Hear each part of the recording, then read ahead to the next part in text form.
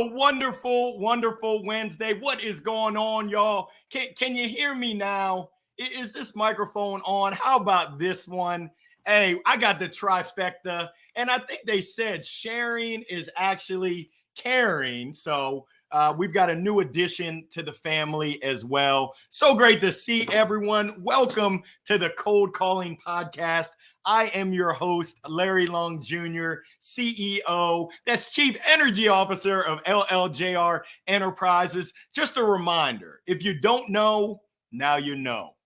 The Cold Calling Podcast is powered by Monster Connect. Yeah, rawr! Monster Connect is leveraging technology to deliver actual conversations. Can you hear me now? We want to have conversations with prospects. We want to connect with decision makers. Last thing we want to be doing is dialing our phone, getting voicemails, not having legitimate conversations. With Monster Connect, that's how you can really connect. So we're here for the podcast, and our goal is to help you, sales reps, sales leaders, to take your game to the next level, to help you and give you tips so that you can succeed and thrive in sales. I am absolutely honored. I had to sit myself down.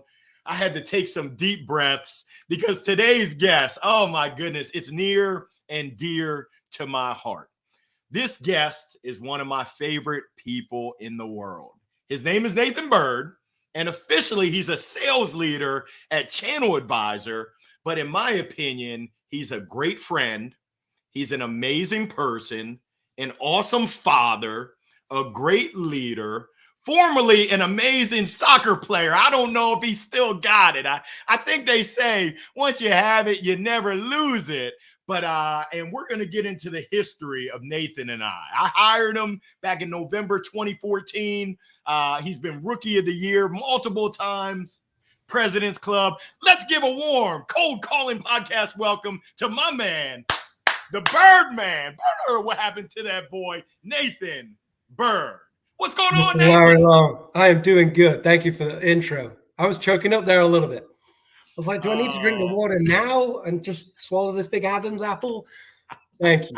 So I can't believe we're here so many years later. Man, this is a dream come true, to be honest with you, Birdman, because you don't even know how meaningful you are, the place that you hold in my heart. You're one of my top 3 reps, probably number 1. Don't tell nobody else. But it was an absolute privilege, pleasure. I had to dust this out. I think we're talking about Accelerate 2015. You remember that, right? I remember that. We have had some good times, some great T-shirts. Gosh, we rolled with the punches and found the way to succeed. It's been a lot of fun. Man, well, I'm happy to have you here. I like to get started with a segment that I call the who, the what, and the why. So first, we want to know, who are you? Next, we want to know, what do you do? And then we want to know, why do you do it? The mic is all yours, Nathan. Thanks, Larry. So you may have caught up several names there. So officially, Nathan Bird, known to many globally as Birdie, and to some, Birdman. So it's been really interesting to navigate those types of names. And I'm one of 3 brothers, and we all carry the name Birdie, just with a different spelling to it. But now known to 4 children as Daddy probably 1,000 times a day. And that's very special to me and motivates me. And likely I will hear that while I'm on the call to come be available. And hopefully, I'm working from home, like many of you listening in today, that they don't break in and come crash the party because they hear Larry's voice and the energy at the same time. On a professional level, I'm a senior sales leader, many companies senior manager, but I don't like that word, manager. I'd never have. Back in my playing days, I'd never liked to call my coach the manager, like a leader. They're guiding me to where, and most of the times they're pulling from the front and pushing from the back. And I really like to emphasize that. And I represent Channel Advisor. When mine and Larry's journey met at the crossroads, now a Commerce Hub company, just recently gone through a major acquisition. And ultimately, my role is to just help brands, products get to your doorstep in the manner that you expect. E-commerce is rapid. and dynamic and changing. And I work for a company who is groundbreaking things to make that easier for brands and make it easier for consumers to buy. And we're right in the middle of it. So that's from a professional level. The why, gosh, Larry, you know a lot of this, but maybe I'll share a little bit more behind it too. You guys all may sense like this weird accent of English, American. My parents, my brothers, my friends, that they're not quite sure what it is anymore. My wife reminds me constantly that's not what it used to be. But I came to America when I was 18 with a backpack and a suitcase and showed up on a college campus on a scholarship, being like, okay, ready to take this American dream on. I came over with a good friend, Matt Lacey, and we showed up in the parking lot, getting dropped off, and all these kids are just moving in, chaos, parents everywhere, suitcases coming in, futons coming in, coolers coming in, refrigerators, microwaves, everything's coming in. And me and Matt get to our room and we're like, we've got a bed and a desk and a backpack and a suitcase. And we're like, okay. We didn't read all the details. So I'm going to bring that back to you here in a second, Larry. We didn't pay attention to all the details of what perhaps leaded. So all these parents are moving the kids in, fridges full, snacks for the whole year, reheatable meals, everything. They're set. And me and him are just sat in this room like, okay, this is going to be tough. And at that point, something amazing hit me, how much people help when they see you struggling or needing help and they reach out. And so many parents just reached out to help us in that point. And throughout that journey, there was no lifeline in America at that point. It was either figure it out or get on the plane and go home. And I'm raised from a family where you figure it out. And so much help through that journey, 18, 19 years on now, the help that people have given me, you included, to get where I am now with my life and my family, I want to give that back in its rawest form. Enough. Can I buy you a pack of water, which one family did? Enough, hey, take this pillow. They don't need it. Like, there's a lot of calling of just helping others and realizing that you've got to make it at the same time. And that's where I feel as though selling really started for me. I didn't realize I was selling, but I was trying to incorporate people and ask for help and incorporate help. And here I am now with a life later, a family of 6.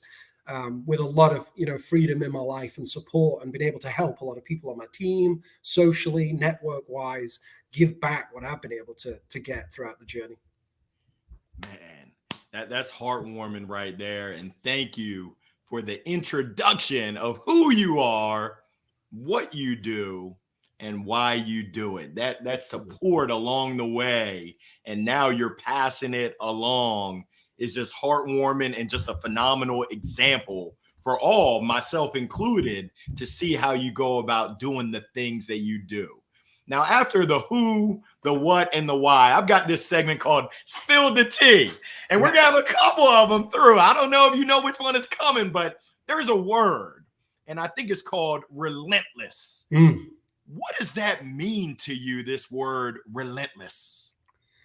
Gosh. This all started with Larry. We did help me with the name of it. We did the word aspect where we submitted words. The Wordle, the brand Wordle of how do people describe you. That's right. Wordle, yeah. And it all started with that. And, we're working away. We're smiling, we're dialing, we're finding ways to succeed and progress. And we did the Wordle, and just relentless kept popping up. And they're like, Birdie, you're just relentless. Like, you don't stop. Like, what is it? And it's just this mindset, this attitude that if you're not going to do it, who else is? And be relentless to pursue it. Like, if you're not in, get out and get out of the way. But if you're in, be in. And that can be through your work, through your family, through your mentorship, through whatever your belief in your pursuit. And if you're not going to do it, don't do it. And if you are, be relentless about it. And, shared with Larry, I ended up buying the t-shirt. It was like, okay, don't believe it, buy the t-shirt. And we have all these custom t-shirt companies. And in my closet, every time I walk in, my first t-shirt hung up there is just a blank t-shirt with relentless on it. And I don't actually wear it. It just locks me in. Like, how many times do you go in and out in that day and just, change clothes, life, family, 4 and work, literally change from work and go out and, help all the kids and the supporting events, and just remind yourself, stay relentless. Right. Man. It's definitely evolved through the years too. And, it's been exciting to own that.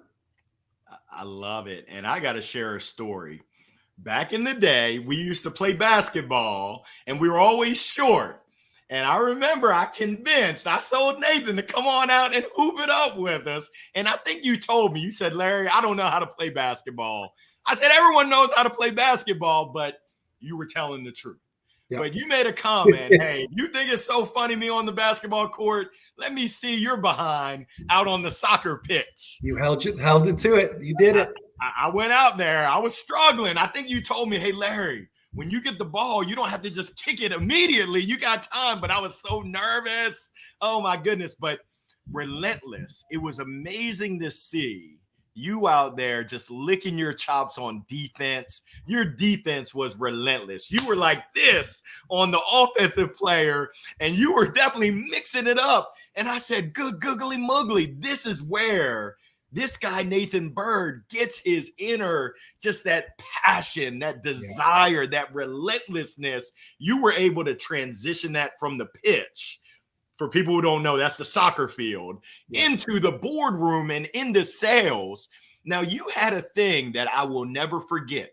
I don't know if it was your 100-point scale, but there were 5 things, kind of KPIs, that I was blown away that you had. If you don't mind, share with the folks out there, what were those 5 KPIs? What was your process? Just tell it all. Yeah. So that goes through. So before getting into the sales world, heavily into coaching and coaching soccer and, helping kids progress through whatever journey of their career into college and professional. And I never forget this little girl. I was like, hey, I need you to give 100%. And she's like, I am. I was like, no, you can give more. You can find more. And we had this attitude of like, are you giving all? How do you go 110%? And how do you qualify it? How do you recognize it and evolve in that to like the coaching sessions? Like, well, what's your minimums? What's your maximums? And how are you going to achieve? So when you leave that practice session, that exercise, or that game, you can confidently say I've given 100%, no matter the result. And we're all pursuing that, but we never really go that level deeper to understand it.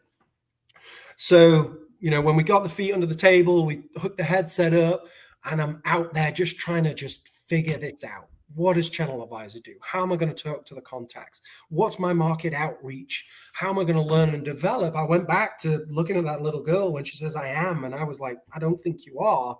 Her scale of 100% versus my 100% was very different. So let's align to what is. So SDR days. Just trying to drive those conversations, quality conversations, to support my peers to go on and succeed themselves. So I was like, okay, what do I have to accomplish? Opportunity creation, qualified opportunity creation. So I really broke down 5 metrics. One of those that I scored 20% was opportunity creation. Every single day, did I create an opportunity? Qualified opportunity, only give myself 20%. Did I make 60 or more calls? Because I've done the analysis and realized how many, people I could get on the phone. And if I got people on the phone, how many I could convert to an opportunity. And 60 was about my sweet spot daily. Same with the number of emails. So my number of calls, my number of emails would have a 20% score. Then outside of that, would I learn something new? And this, I didn't realize the emphasis of it, right? Did I learn something new? Did I learn the software? Did I learn the industry? Did I learn from a peer? Did I learn from a leader? Did I go and find something myself? Did I learn something new?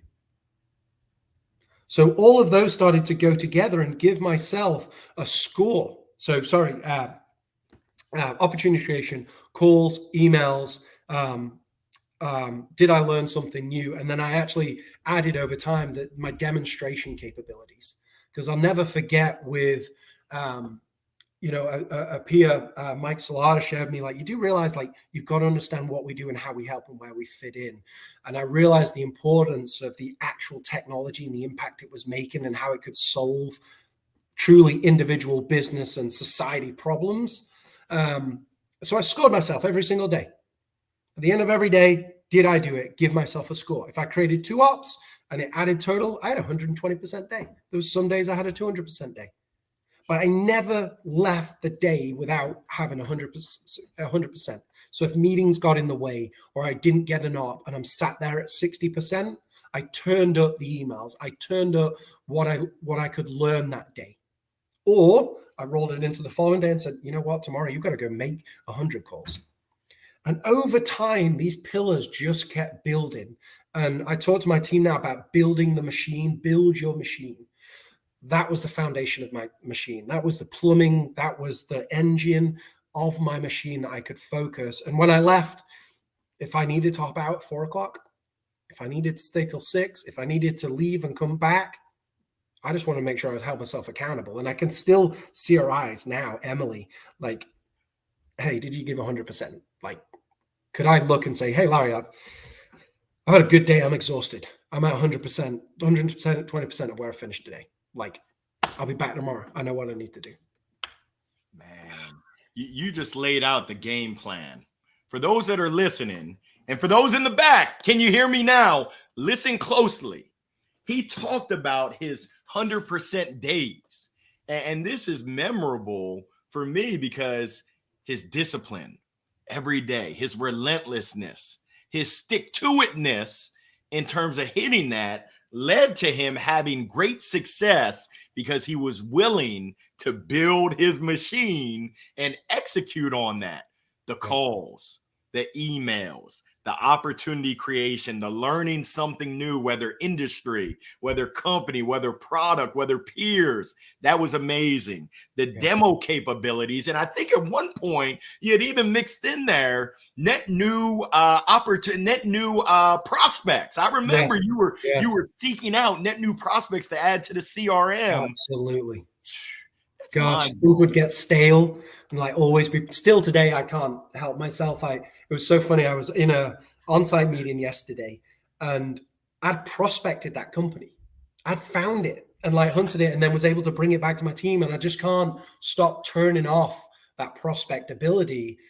And it goes back to the foundation of what is your foundation of sales? How strong is your machine? You're always looking. You should always be outreaching and engaging. Like, your machine develops and gets stronger. And now as a leader, my machine is very different, but the foundations of how many times do I interact with my reps every day, right? The KPIs, let's call them, we all love the buzzwords and the acronyms, right? The KPIs matter and you should have your own personal KPIs that matter to you as an individual contributor, but as a leader, you should have your own KPIs that impact others. Like when was the last time I had a face-to-face with them? When was the last time we just talked about their family? Right, and build those relationships and what KPIs are they tracking, and it just builds your machine and your house and your foundation. Man, I absolutely love it. You've been on quite the journey, quite the adventure. I think you're coming up on 9-year anniversary, which kudos. And I'm gonna rewind. We're gonna go back. I tried to hire you and you rebuffed. You said, heck no, I ain't going to this team. I think that was through the connection of Tom Brady, not the football Tom Brady, but the Brit Tom Brady. Tell that story, man, because I wanted you on my team, and you were like, survey says, nah. Yeah, gosh, pause for a minute for Tom Brady. What an inspiration to my career he's been, and not the football player. I had, didn't really know Tom Brady when I came over to the States, believe it or not, and then realized his association of names. So shout out to Tom Brady, absolute legend in my life and career progression.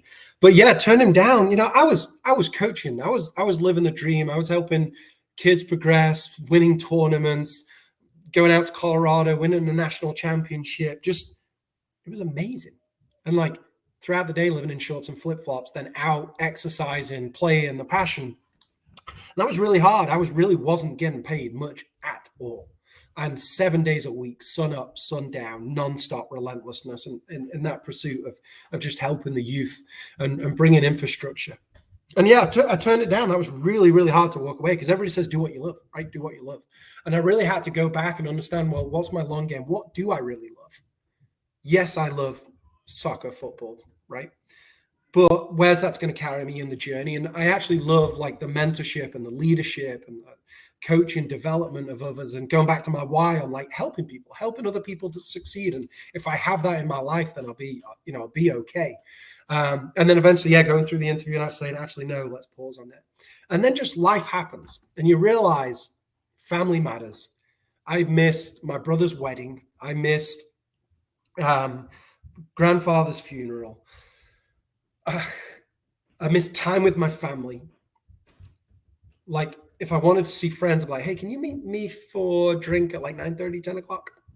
And I was just missing other things that I value so much. And it was time to just develop and evolve, take a step back to take many steps forward.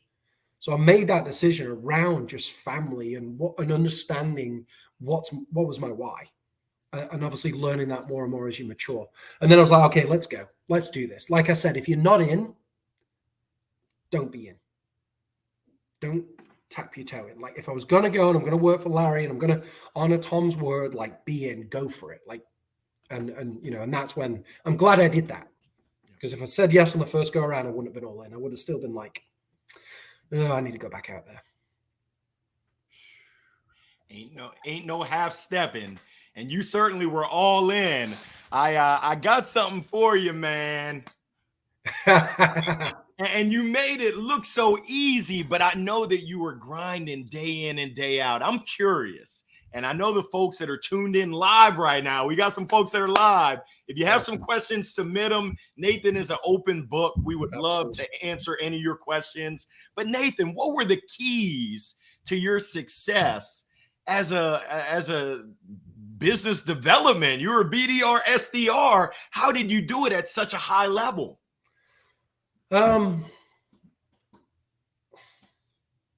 People set goals for you, but they don't really matter until you set the goal for yourself. So, Larry, you wanted X out of me. Great. That meant something for you. But what did it really mean for me? Like the core of it. Yeah, the dials, the calls, the pursuit, the adding accounts, the learning something. Yes, but I didn't just want to come in and be like, okay, yeah, like, yep, Nathan's there. Like, I wanted to pursue that performance. And my father always used to say to me, don't be a jack of all trades and a specialist of none. Like, if you're going to be in, really try to understand it and learn and equip yourself and like immerse yourself in it. And that's really what I went to do. And then I was like, okay, well, here's the goal set for me. Wait, I can do this. And if I'm able to accomplish this, then I can finally pay for a flight to go back to England, which is astronomical. And actually, maybe I can finally pay for my parents to fly back.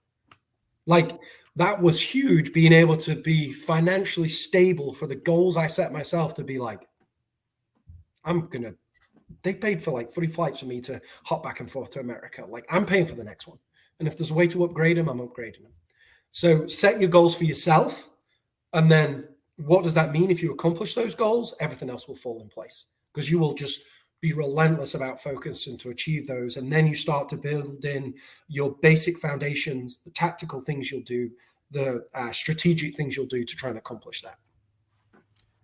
That is amazing. Now you shared it before, but I want to hear really, what are the parallels? What have you been able to take from the pitch that's been able to really help serve you in the professional setting?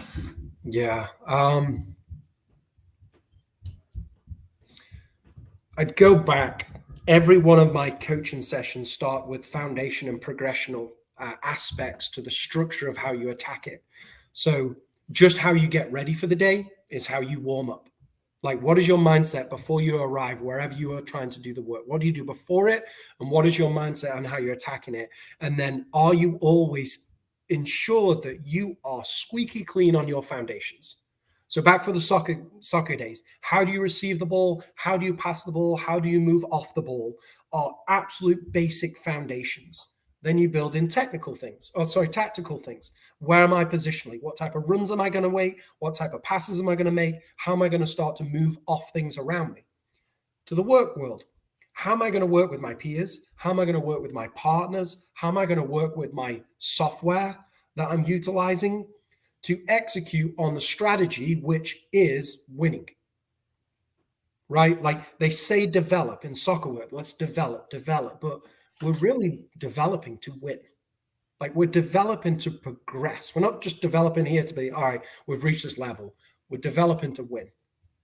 So take that and then you take that into the work world. How do I develop to win my demonstrations, my discoveries, my KPI analysis, my final positioning and proposals? How do I strategically position myself to win? I can't do that without my foundations of how do I pass the ball? How do I receive the ball? Meaning my business acumen, how I open the meetings, my delivery, my awareness of their industry and their situation, my awareness of their role. Like, because a central defender, when I played defense, and you were somewhere on the field when we played soccer, Larry, I forget where it was. There's sometimes I had to just tell you and stay in an area. Same with me on basketball, by the way. I was running like I didn't know where I was going. I was just like, work hard, distribute the ball, don't show me your shot. Do not show me your shot. Just get the ball, pass the ball, make space. So you just start to add all those things together, right? And then all of a sudden you've built a really good machine that now if you relate it, you can take that car in a lot of places and you can do really cool things with it. And now hopefully what I like to bring is people on that machine, develop their machine, and they're able to go on the journey that they want to now, but they can't do it if they haven't built the machine.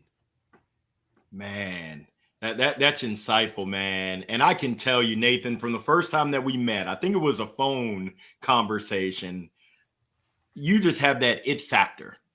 You're going to have success wherever it is, whatever it is you choose to do, wherever you choose to do it. And I can tell you that it's probably one of my proudest moments seeing you lead and serve the team. Your longevity at Channel Advisor, the excellence that you've exhibited, seeing you go on countless President's Club trips is just a testament. And I saw it early. I said, I want this on my team. When you said no, it broke my heart. I said, oh, good googly muggly, don't do that, dog. But everything happens for a reason. And like you said, the timing. Now, we have a special guest who joined in, and I know family is everything. Jordan Ramsey. Want to say hi, Jordan. Thank you for tuning in. She said, well said, Nathan. She's supporting you from the sideline, which is just amazing. Family is everything. Absolutely. Now, this is going to be Spill the Tea part 2, because we did play on the same pitch, and there was a little, and my wife's from Argentina. She tells me that soccer's big, but soccer is obviously big in Nantwich, England. Eesh. And I think that's in the northern part. I'm not great at geography, but the northern part of England where you've got Manchester. And our team had the kit, had the uniform of Manchester City. And I think something happened. My memory's a little bit blurry, but fill me in. What happened? Was there a picture or something that got taken? Do tell the story, Nathan. I think my kids must be on the Wi-Fi and TV. The Wi-Fi, that really didn't come through. I don't think we should. No, I'm a Manchester United red through and through. Grown up, dad taking me to every game and signed up to play on a team. Good adult soccer and. They decided that they were going to get replica Manchester City jerseys blue, which is just sinful. It's just, I can't believe I did it. Like, that showed how much I love, hopefully, the game, you, my peer, my wife played with us, my sister-in-law played with us. It was more like, okay, this is bigger than the rivalry of it. But gosh, that was a lot of fun, and that was a tough spill to swallow. When that jersey came home, like, it disappeared until I had to wear it again. That was a tough one. I don't know where that picture is, and hopefully that picture is gone.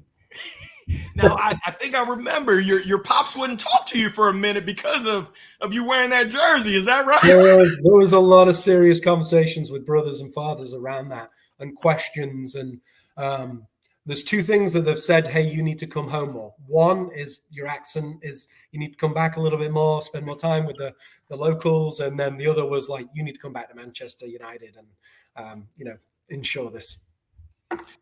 Oh, man. Now, Nathan, you've seen sales from both sides as an individual contributor being excellent. And now as a leader, a senior sales leader, leading people to be the best that they can be. Yeah. Talk to me about that transition when you went from IC doing it all by yourself, not all by yourself, but essentially not being responsible for a team to then being responsible for a team. How was that transition? Gosh, really, really hard. Really, really hard because you're in control of your own LLC, you have your business, you have your machine, and then you've all got these different dynamics of people and personalities and situations and approaches. And I'm fortunate to work at Channel Advisor where we have so many people succeeding in different ways. Like there's not a one way to say do this and you will succeed. That's beautiful. I really like that. And that goes to the soccer days. Like there was so many different player profiles and how we would win a game. Somebody would bring something different. So I always had to bring back myself to simplicity of understand that, respect the individual, but where can we tailor, apply, adjust, and support?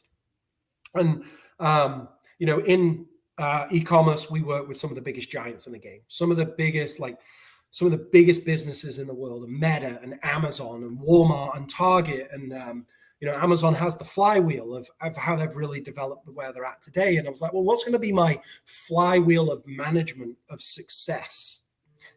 What should I control myself on? And what should I goal myself on? And I took, my score, my success, and now I've got to evolve it. So really now I looked again at 5 things, just broke it down, something simple. Paul Colucci, former CRO, always was like, tell me 3 things. And I was like, well, I've kind of got 5. I can't drill it to 3. I've got 5. The first was just effort and morale. Like that carries so much weight. I don't want to say all of these have got the equal 20% disbursement because effort and morale in sales, in life is so important. Everybody has got their own situation. Like if I would just share just a little bit on the dynamic of my team, and everyone is at a different life journey, life stage, facing a battle, facing a struggle, and they just want to do well. And how you get the most effort out of them equals their morale, which in turn is your morale and the team's morale and the culture. You've really got to understand them. So I focused a lot of time on how can I get the most effort out of them? How do I get their morale and their spirits up? Because let's face it, sales is beautifully brutal. No question about it. It's like North Carolina in the summer. 90, 100 degrees, sun's out, you can go to the pool, then all of a sudden a disastrous storm comes in and knocks your power out. Right. Beautiful. So taking that, the effort and the morale, then you've got to focus on what makes you succeed. And that is developing pipeline. Like, what is your number? How much pipeline do you need? And how are you going to get to quality pipeline? Not that fluffy, purple sunglasses type pipeline, like, oh, they agreed to talk to me, they're sharing emails, like true quality pipeline. Converting that, then the next piece of the pie is bookings. How do we develop and enable bookings? What's your business acumen like? What's your delivery like? What's your understanding of the needs analysis and the gap analysis and all these different sales processes? There's not one that you're going to adapt to. Then from there, forecasting. Hey, I'm going to lose 10 pounds the next 6 months. Are you really? Are you really going to lose 10 pounds over the 6 months? Let's really break that down. So that means how many pounds per month? And that means how many macros are you going to eat? If I break it down to another world of life, we're going to win 6 games this season. Well, how? Which ones? Like, which ones are we going to win? Which ones might we win? So breaking that down to the accuracy of forecasting. And the hardest thing on management is, like, I always feel like as I'm Mr. Critical, sometimes Mr. Negative. Because my job is to be like, well, what are you not thinking about? What's the elephant in the room? What's the risks of this deal? How are we going to get ahead of it? I'm not coming from a negative perspective. I'm coming to make sure that we've got the bases covered. But my son right now is playing baseball, so I'm really learning baseball because we just don't play it in England. It's big on your Larry. I don't know how many times you've found gaps in my baseball knowledge. Gosh, I'm glad I never swung a bat or thrown a pitch in front of you. Well, like, how do you have all your bases covered on a deal? And do you even know the situation you're in? So effort, morale, pipeline development, bookings development, forecasting development, and then admin. Like, leaving yourself a trail. Anybody who tells you they're going on a sales adventure, the best people that are in it for the long game, leave themselves a trail. And that comes down to your admin and documentation. This client wasn't ready, but I know in 18 months, they're going to be ready. I was with a team member yesterday. Hey, we're currently in a contract. We just signed with them. 12-month contract. We're not going to get that right now. Hey, put on your calendar 7 and 9 months from now to re-engage with them before that contract's up. Leave yourself an admin trail. Put it on your calendar. Put it in the notes. Remind yourself. When you're in a deal, what matters most after every call, make sure you've got discipline on your calendar. But I need to document that. Here's where I did well. Here's where I failed. Here's where I think I can progress. So I have some reps that are really good at admin. They're really struggling on bookings. Some that are really good on pipeline that can't convert to bookings. So then you have to take each part of your flywheel and go, how does that apply to the rep? Where do they need the most? And I have that picture in front of me every day on, I'm about to talk to whoever. I need to go focus on this part of their pie and develop them. And most of the time, it always starts with morale and effort because you can't knock it. Like that's what matters the most to get them through because their energy, their confidence goes through to the buyer. If they don't have the belief, if they don't have the understanding, it's not gonna pass through this virtual tile very well. Man, Nathan, you just dropped the mic. You dropped it like it's hot. I took a note here. I think you said sales was beautifully brutal, which our mama said knock you out. I love that. The effort, the morale, developing pipeline, developing bookings, forecasting, making sure that we're not wearing our rose-colored glasses and everything is awesome and it's going to close, identifying those risks, and then the administrative. Oh, I love that structure right there. Now, I want to know, you're close to the action. You've got the pulse. What are you seeing? What are you feeling around sales today? What's working? What are some things to look out for? What is that thing that's going on that's top of mind? Yeah,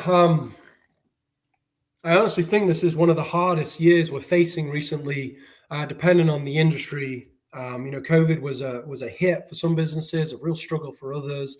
We started this year with how many companies talking about layoffs and, the economic state. There's a lot of challenges right now, and you have to be more detail oriented, productive, planning than ever.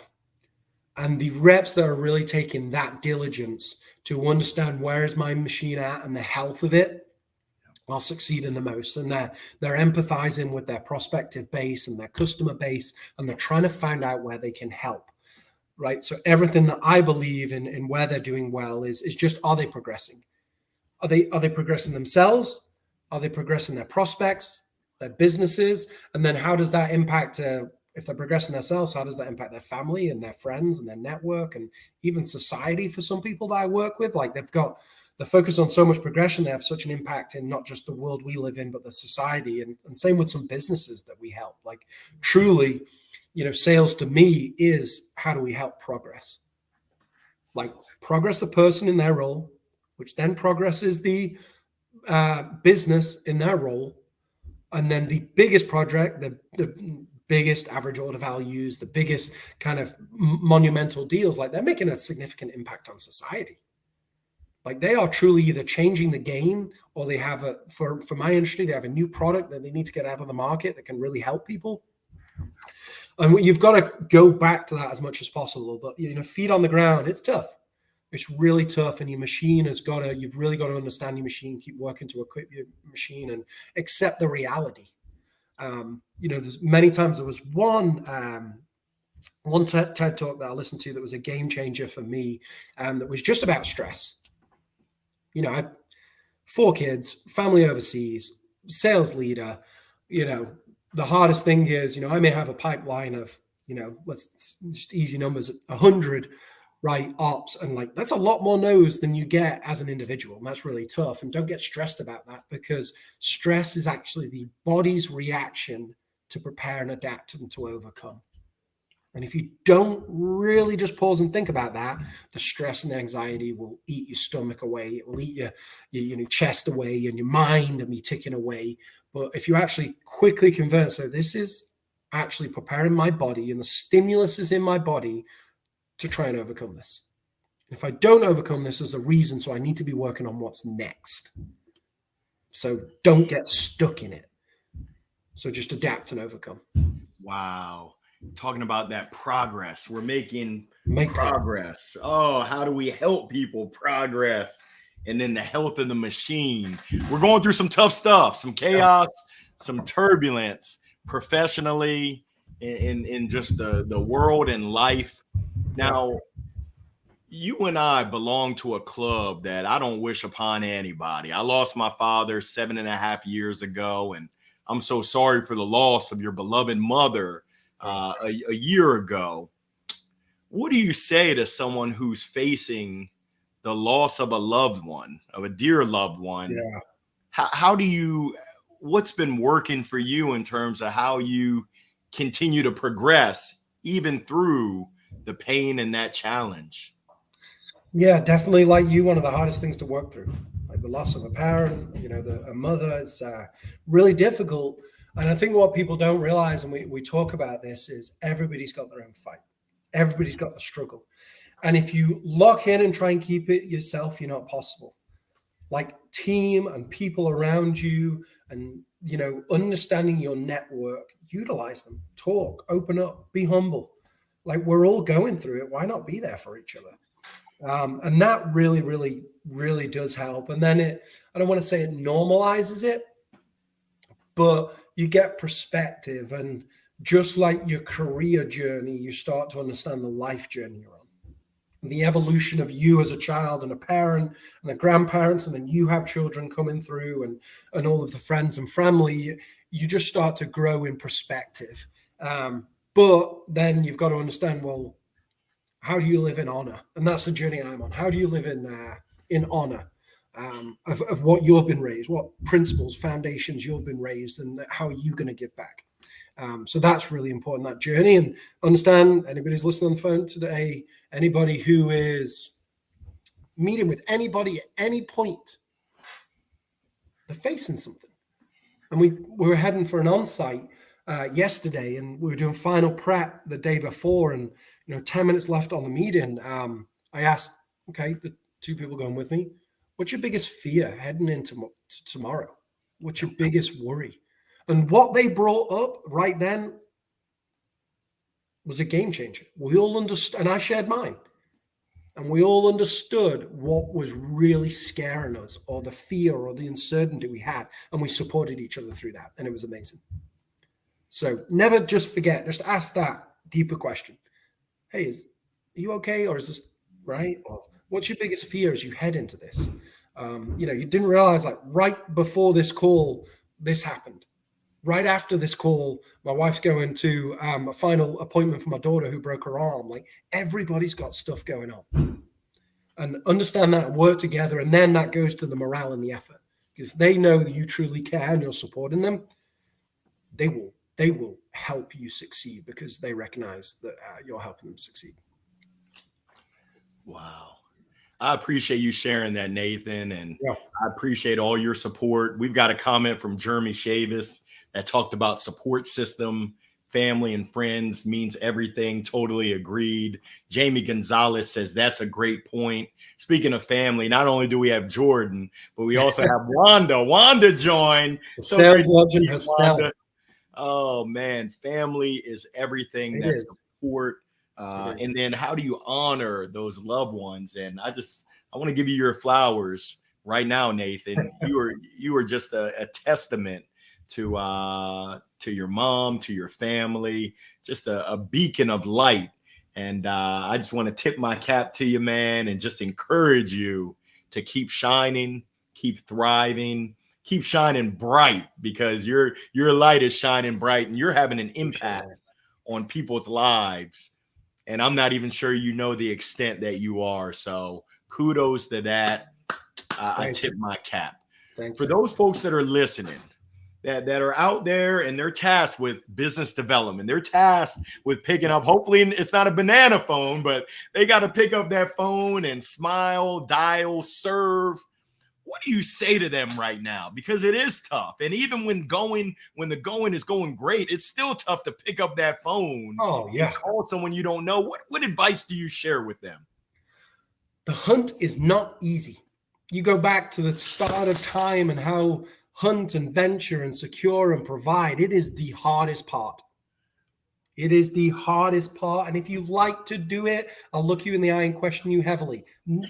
Like, how do you do this for years and years? Like it's really hard. The hunt is really, really hard. But from like just the overall philosophy to it, it's a zero risk game. It's a zero risk game because you're one step closer. If nobody ever picks up, you're one step closer to understanding that the phone is not going to be the way that I'm going to drive this conversation. Just ring, ring, ring, ring. Nobody ever picks up. I'll leave a voicemail. Nobody ever picks up. Okay, I know every time I ring that line, nobody's going to pick up. So now how do I develop my plan? Well, somebody does pick up. I've got a gatekeeper. Hello, champion. You are the most important person of that company right now. You are the most important person of that company now to help me understand, point me in the right direction, leave a message, build a relationship, understand rapport, ear to the ground.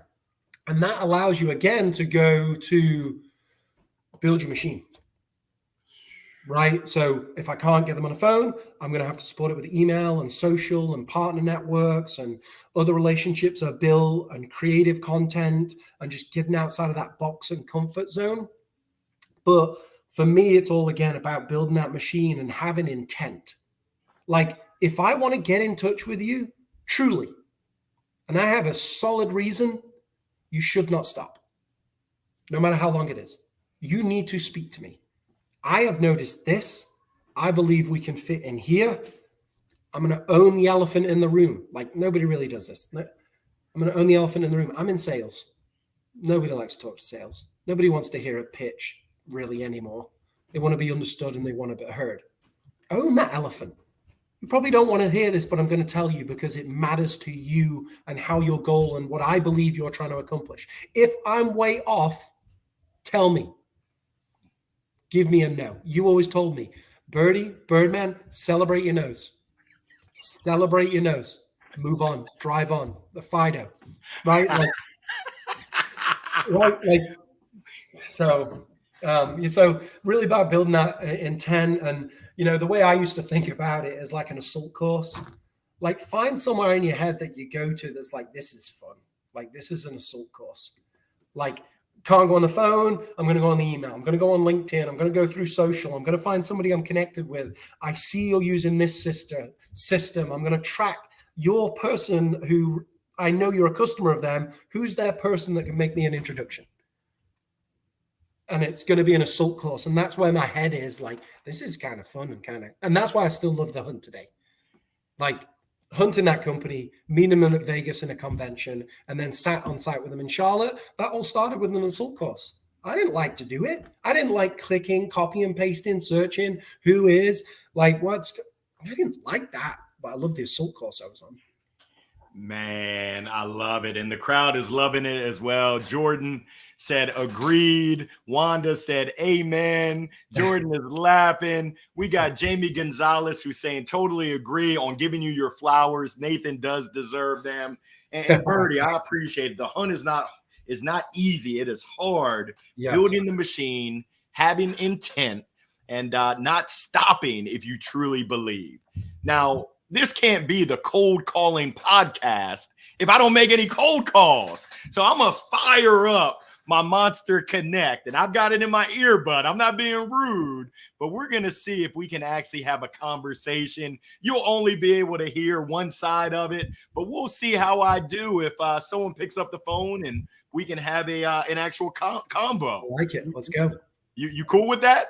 Always. Awesome. I appreciate it. Let's see if I can avoid any egg on my face. Ooh, let's see. Who do we have? It's ringing. We're trying to get a combo. See if we can get someone on the line. And actually, let me take my own medicine. I need to get up and stand up like the great Lord. Believe it. Ooh, Jordan.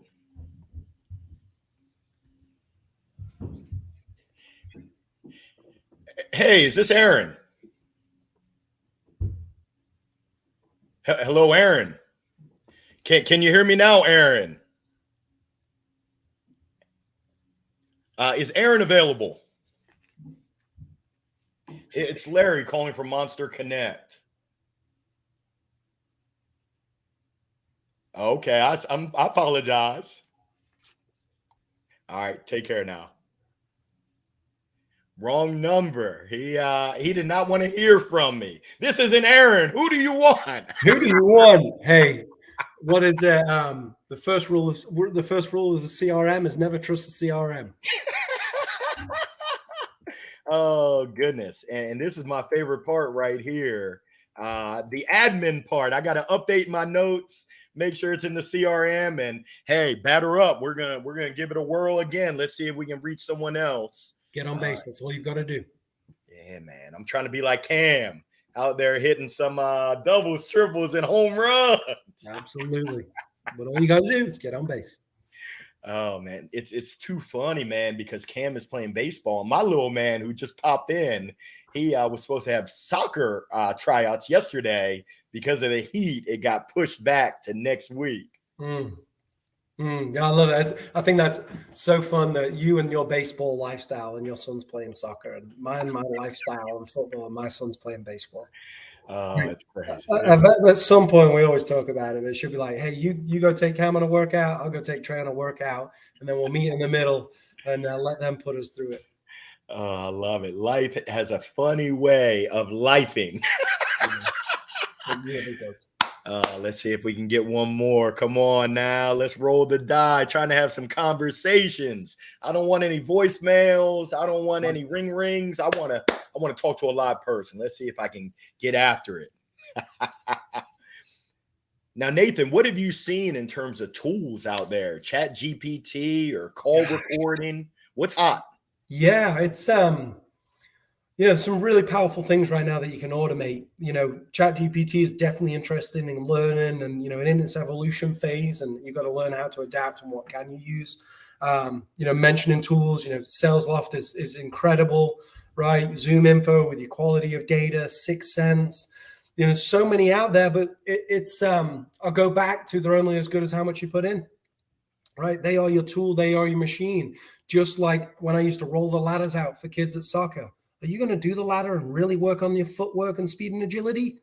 Or are you just going to go through the ladder? Are you really going to use this tool for its full capability? Because if you're not, don't. Because you're just spitting out just like, you're just going through the motions, and you are going to present mediocre results by doing that. So yeah, really, really powerful tools. And I try to stay up to date as much as possible with them to make sure that when my team needs to understand how to use them, I understand how to use them and still be able to execute on their job. Right. So same when I used to coach the players. If I couldn't demonstrate it, then hey, probably we don't need to do this. I did used to struggle on the shoot and stuff though. So I'll be honest there. Oh man. Hey Nathan, I'm gonna be honest with you. I'm gonna shut it down. We'll try next episode, man. This is episode number 4, second time of me trying to make some calls live. We'll roll with the punches, but hey, as we land the plane, I do have a final question for you, man. 2023, if you had to sum it up in one word, what would that one word be? Either how it's been already or how you want it to be through the end of 2023. What's your word gonna be? I'm going to go with the first one that hit it, and it's going to be a really different one. Impression. As you leave your footprint and your mark on people and the impression you have can pay dividends you never know with the journey of your life. And we're going through a very odd time after the pandemic we've been through, and now, so the impression you have on people and how you help really matters. You may struggle yourself, but you may have that positive impression on somebody else, and vice versa, and that can be reciprocal. So what will be my impression of myself and on others at the end of a really, really challenging year? On the back of a year of losing my mother. On the back of last year was my most biggest year as a sales leader. So what now? What's the impression you're going to have now? Are you going to hunker down? What impression are you going to have? We're recently acquired. What impression? What work are you going to do? How does my wife and my children look at me, and my family who is joined into support? What impression will they have? What will they get from that? And then what will be that domino effect of the impression they will then go on? Because that goes back to my why. will that help them? I may not be able to do anything for them, but I don't really know that all the time. Will you be able to help them with just something? And that's why I was so excited to join today, to just give back again. Hopefully, like, here's my journey, here's my story. It's not been easy. It's been a struggle. There's been adversity, but I focus on my why. I just want to help. Like, I truly just want to help. And sometimes I'm so busy that I don't, or I do miss things, and I miss important events, and I miss sending that text. But I know I really want to do it. And as long as I've always got that trigger in my head, like, yeah, at least you're thinking about it. Like, at least you want to help, and you need to go back. And it may be a week later, and you may have missed. Always just remember to, like, help. I appreciate you sharing that, Nathan. And I can tell you, I speak for not just myself, not just the Cold Calling podcast, but all of our guests, both live and recorded, that the impression that you're making and the impression that you just made over the past 55 minutes has been strong and has been appreciated. And just from the bottom of my heart, dude, thank you so much for joining. Thank you so much for just being a great friend, for being an example of what a great father, what a great person is, and just touching lives on a daily basis with those reps, those colleagues, cross-functional, that they get to see your greatness. And the impression that you made on me, I still talk about you, the man, the myth, the legend. So just thank you, thank you, thank you. Just wishing you all the best that you truly deserve, continued success, and just keep thriving. Any final thoughts before we wrap, big dog? Gosh, if there's a mirror and receptacle, same with you, Larry. Like, if there's anybody that hasn't spent time with you one-on-one, they're missing out. Like, the mentorship and the coaching and the emotional connect, the intelligence of you recognizing is so powerful. And find those people. Your group doesn't have to be big. Find your people, protect those people, stay involved with those people. Larry, there was gosh, many, I don't want to say it's been a year, but there's been many months we didn't connect. But then we'd hop back on it, like nothing changes, because these are my people. These care, they protect. I'm able to, like, help me, like, protect those. You don't have to have a huge group to succeed. It's all about the quality of people you have in life, and that is you. And 9 years, you used to beat me up hard on the journey and the details and the focus. And here we are 9 years later on the journey, and we're still focusing on those details, the prep, the attention, the foundations of what we do. So shout out to that, because that has been life-changing. Oh man, that means so much. That means more than you'll ever know. Before we wrap, I do want to share this, because this is a blast from the past. Mr. Jonathan Glauser, great conversation between two amazing minds. Thanks. I learned so much. We used to go toe to toe. Jonathan's up, I'm up. Jonathan's up, I'm up. Toe to toe. And the family, just shows family on the call today. Listen in, support. They're in sales too. Like, create your bubble. And great to see, family and the love and support. Like, truly, truly grateful. Oh, that is awesome. So heartwarming. Nathan, thank you so much. Thank you to the listeners, to the viewers for tuning in for this week's The Cold Calling Podcast. Just a quick reminder, join us next Wednesday, August the 23rd, 1 o'clock Eastern, 10 o'clock Pacific, same bat time, same bat place. We will be back, and please be ready for our next guest coming in from Ireland. Woo! We've got something with accents, but we've got international sales trainer, coach, speaker, author, just guru Niraj Kapoor coming in, following the Birdman, Nathan Bird. So wishing you all the best, continued success. Keep picking up that phone, smiling, dialing, serving, and having conversations. Thanks again, y'all. Take care. Peace. Oh, goodness.